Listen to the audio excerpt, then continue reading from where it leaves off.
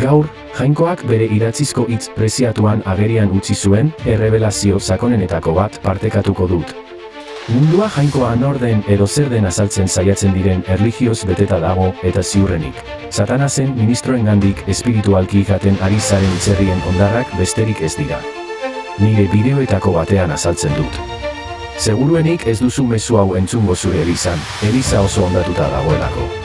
Hain dira espiritualki atzeratuak hainbeste kongregaziotan, non munduko zaborra predikatzen ari direla eta bere hitz preziatuan agerian dauden Jainkoaren misterio eta sekretuekiko itzututa daude eta gainera.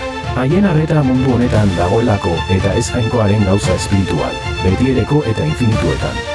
Jainkoak bere apostoluei eta profetei bere espiritu santuaren bitartez agerian utzi dizkien agerpenak. Kasu honetan, Paulo apostoluari, erlijio establezimenduak hankaz gora jarri eta haien erlijio sinesmenak astindu.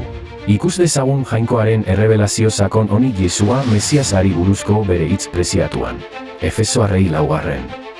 Bertsoa 10. Biblia juru osoa. 10. jaitzizena bera da, zeru guzien gainetik igozena, gauza guziak betetzeko. Era berean, honako honetan ere irakurtzen dugu. Efesoarrei 4. Bertsoa 10. Itzulpen bizi berria. 10. eta jautzizena bera da, zeru guziak baino gorago igozena, unibertso osoa bere buruarekin betez ezan. Ikusi berri duzun bertso honek ere frogatzen du Jesua Mesias Jainkoa dela. Jesua Mesias zeru guztiak baino gorago igozena baita. Nor beste ezagutzen duzu unibertso osoa bere buruarekin bete dezakeenik? Jesua Mesias Jainko bizi infinitua denez, Jesua Mesiasen borondatea ez da bakarrik bere giza sorkuntza bere presentziaz betetzea, baizik eta unibertso osoa berarekin betetzea. Errebelazio sakon hau zurekin erlazionatuta ulertzea. Utzidazu azaltzeko berebiziko garrantzia duen zerbait. Hau da nire ustez errebelazio askotariko bat, Jesua Mesiasen evangelioa nahiko laburbiltzen duena. Jainko bizi infinitua. Eta bere plana gizateria osoarentzako eta unibertsoan haratago. Ikusten duzu, Jainkoaren presentzia unibertsoan nonahi dago, baina Jainkoa ez dago denetan.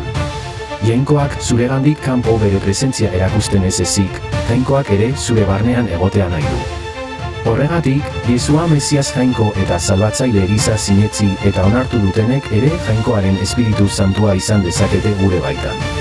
Jesua Mesias Jainko eta salbatzaile gisa onartu ez baduzu, zeren zain zaude. Ez aldakizu edozein momentutan hil daitekeela edozein egoeragatik.